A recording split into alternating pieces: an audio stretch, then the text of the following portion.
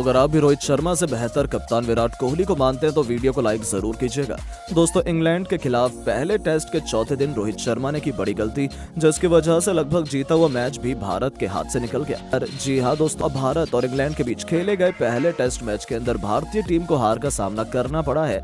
इस मैच के अंदर चौथे दिन भारत इंग्लैंड में बुरी तरीके से हार गया, लेकिन इस बीच मैच के अंदर रोहित शर्मा की एक गलती भारतीय टीम के लिए भारी पड़ गई और भारतीय टीम लगभग जीते हुए मैच को आसानी से हार गई। तो आखिरकार किस गलती के कारण भारतीय टीम ने लगभग जीते हुए मैच को अपने हाथ से गंवा दिया, ये तो आपको बताएंगे ही। तो जानने के लिए वीडियो को पूरा एंड तक जरूर देखिएगा। लेकिन उससे पहले आपको क्या लगता है, भारतीय टीम को पहले टेस्ट के अंदर किस खिलाड़ी की वजह से हार का सामना करना पड़ा है? अपनी राय नीचे कमेंट बॉक्स में जरूर दें। दोस्तों जैसा कि आपको पता है, भारत और इंग्लैंड के बीच पहला टेस्ट मैच हैदराबाद के मैदान पर खेला गया, जहां पर इस मैच में भारतीय टीम को हार का सामना करना पड़ गया। आपको बता दें, इस मैच के अंदर भारतीय टीम ने टॉस हारकर पहले गेंदबाजी करते हुए इंग्लैंड की टीम को 246 रन पर पहली पारी में ऑल आउट कर दिया और इसका पीछा करने के लिए जब भारतीय टीम मैदान पर आई तो भारतीय टीम ने 436 रन ऑल आउट होकर तीसरे दिन के पहले सत्र तक बना दिए। इस दौरान 190 रन की लीड भारत ने हासिल की और जब इंग्लैंड की टीम दूसरी पारी में बल्लेबाजी करने के लिए आई तो 420 रन पर चौथे दिन पहले सत्र के समापन के साथ ऑल आउट हो गई। इस दौरान 230 रन की लीड इंग्लैंड ने हासिल की और भारतीय टीम ने 231 रन के लक्ष्य का पीछा करने की कोशिश की, लेकिन इस लक्ष्य को हासिल नहीं कर पाई और इस मैच में ऑल आउट होकर इंग्लैंड के खिलाफ मैच को बुरी तरीके से हार गई, जहां कप्तान रोहित शर्मा की एक गलती का हर्जाना पूरी टीम ने हार के साथ भुगता है। दरअसल इस मैच के अंदर रोहित शर्मा शानदार बल्लेबाजी कर रहे थे, लेकिन इस बीच 18 ओवर के अंदर गेंदबाजी करने के लिए आए डेब्यू मैन टॉम हार्टली ने ओवर की 5वीं गेंद पर कप्तान रोहित शर्मा को अपनी फिरकी में फंसाया और गेंद को बल्ले से लगने के बजाय पैड पर दे मारा और बल्लेबाज एलबीडब्ल्यू आउट हो गया। इस दौरान कप्तान रोहित शर्मा आउट हो गए थे, लेकिन कप्तान रोहित शर्मा ने अपने साथी से बातचीत करते हुए रिव्यू लेने का फैसला किया और बाद में पता चला कि बल्ले और गेंद के बीच कोई संपर्क नहीं है और बॉल ट्रैकिंग में रोहित शर्मा एलबीडब्ल्यू आउट होकर पवेलियन को लौट गए। ऐसे में रोहित शर्मा के आउट होने के बाद लगातार विकेट गिरने का सिलसिला प्रारंभ हो गया और कप्तान रोहित शर्मा का जिम्मेदारी के साथ बेहतर प्रदर्शन न करना भारतीय टीम के लिए काफी ज्यादा नुकसानदायक भी साबित हुआ और भारतीय टीम इस मैच को इंग्लैंड के खिलाफ बड़े आसानी से चौथे ही दिन में हार गई है। तो दोस्तों आपको क्या लगता है, रोहित शर्मा की गलती के कारण भारतीय टीम को इस मैच में हार का सामना करना पड़ा है या नहीं?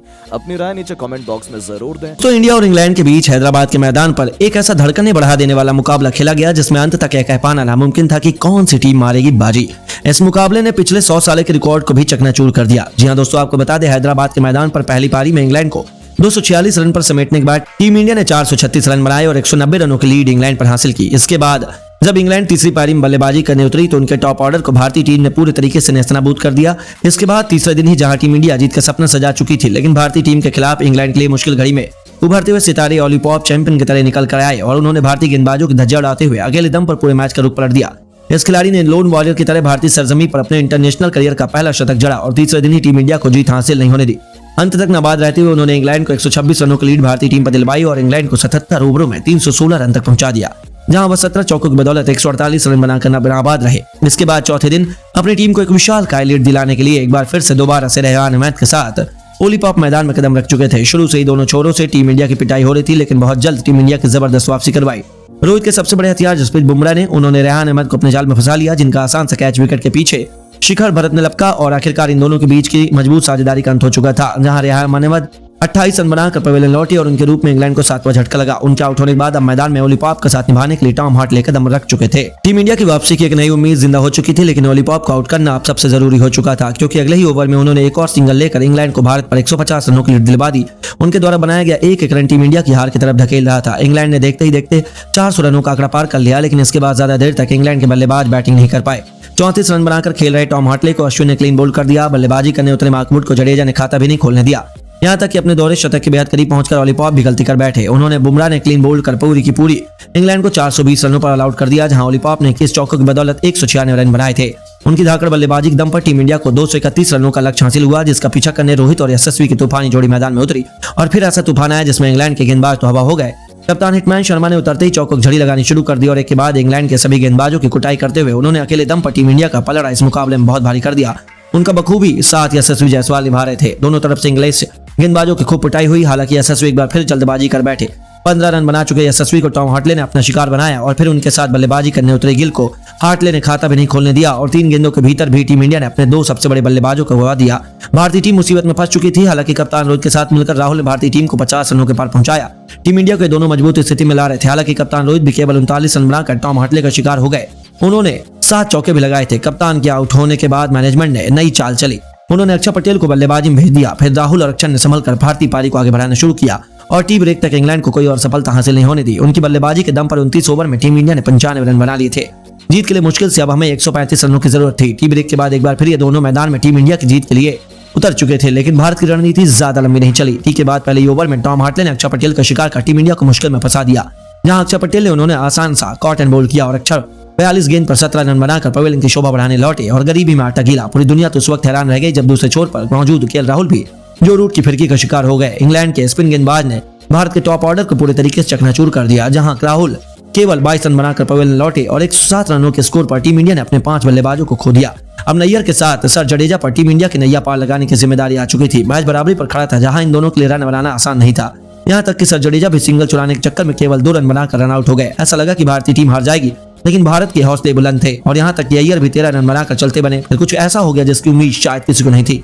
अश्विन और भरत में टीम इंडिया को जीत दिलाने का दम था। अंत तक एक दिलों को बढ़ा देने वाले धड़कन इस मुकाबले में सच में रोमांच की सभी हदें पार हो गई। लेकिन दोस्तों, आपको क्या लगता है, इस पहले टेस्ट मैच में कोहली की याद आई या नहीं? अपनी राय में नीचे कमेंट करके जरूर बताइए। बुमराह अश्विन के तूफान के बाद चौथी पारी में रोहित और यशस्वी ने अपने बल्ले से मचाया तांडव। तूफानी पारी खेल दिखाई भारत को ऐतिहासिक जीत। भारतीय टीम ने टेस्ट सीरीज में बनाई 1-0 से अजेय बढ़त। तो आखिर कैसे इंग्लैंड के दिए हुए 230 रनों के लक्ष्य का भी भारत के रेवार रोहित और यशस्वी के सामने छोटा पड़ गया। आखिर कैसे इन दोनों बल्लेबाजों ने अपनी खौफनाक बल्लेबाजी से चौथे दिन ही इंग्लैंड को घुटनों पर ला दिया? किस बल्लेबाज ने बनाए कितने रन? किसने ठोका सबसे तेज शतक? टीम इंडिया की जीत के साथ साथ इस मुकाबले की पूरी रोमांचक हाईलाइट हम आपको दिखाएंगे। लेकिन उससे पहले आपको क्या लगता है, रोहित, लॉलीपॉप और यशस्वी में कौन सबसे बेहतरीन बल्लेबाज है? कमेंट में जरूर बताइए। दोस्तों, इंडिया और इंग्लैंड के बीच रोमांचक टेस्ट मैच के तीसरे दिन भारतीय गेंदबाजों के आगे इंग्लैंड का टॉप ऑर्डर तो ताश के पत्तों की तरह बिखर गया था। जडेजा, बुमराह के साथ रविचंद्रन अश्विन ने उनके बड़े बड़े बल्लेबाजों को नाक रगड़ने पर मजबूर कर दिया। नतीजा ये हुआ कि टीम इंडिया की बनाई गई 190 रनों की लीड का पीछा करते हुए इंग्लैंड ने केवल 163 रनों पर ही अपने 5 बल्लेबाजों को गंवा दिया था। जहां जो रूट केवल 2 रन बना पाए तो बैरिस्टो 10 और कप्तान स्टोक्स भी केवल 6 रन जोड़ पाए थे। ऐसा लगा था कि इंग्लैंड तो तीसरे दिन ही टीम इंडिया के सामने बुरी तरीके से शिकस्त देखने वाली है और एक हिंदुस्तानी ने जीत का सपना सजा लिया था। लेकिन भारतीय टीम के खिलाफ इंग्लैंड के लिए मुश्किल घड़ी में उभरते हुए सितारे लॉलीपॉप चैंपियन की तरह निकल कर आते हैं। उन्होंने भारतीय गेंदबाजों की धज्जियां उड़ाते हुए अकेले दम पर पूरे मैच का रुख पलट दिया। जहां दूसरी तरफ कोई अन्य खिलाड़ी अर्धशतक भी नहीं ठोक पाया था, तो इस खिलाड़ी ने लोन वॉरियर की तरह भारतीय गेंदबाजों का न केवल सामना किया बल्कि भारतीय सरजमी पर अपने इंटरनेशनल करियर का पहला शतक जड़ा और तीसरे दिन टीम इंडिया को जीत हासिल नहीं होने दी। अंत तक नाबाद रहते हुए उन्होंने इंग्लैंड को 126 रनों की लीड भारतीय टीम पर दिलवाई और इंग्लैंड को 77 ओवरों में 316 रनों तक पहुंचा दिया, जहां वो 17 चौके की बदौलत 148 रन बनाकर नाबाद थे। इसके चौथे दिन अपनी टीम को एक विशालकाय लीड दिलाने के लिए एक बार फिर दोबारा से रेहान अहमद के साथ लॉलीपॉप मैदान में कदम रख चुके थे।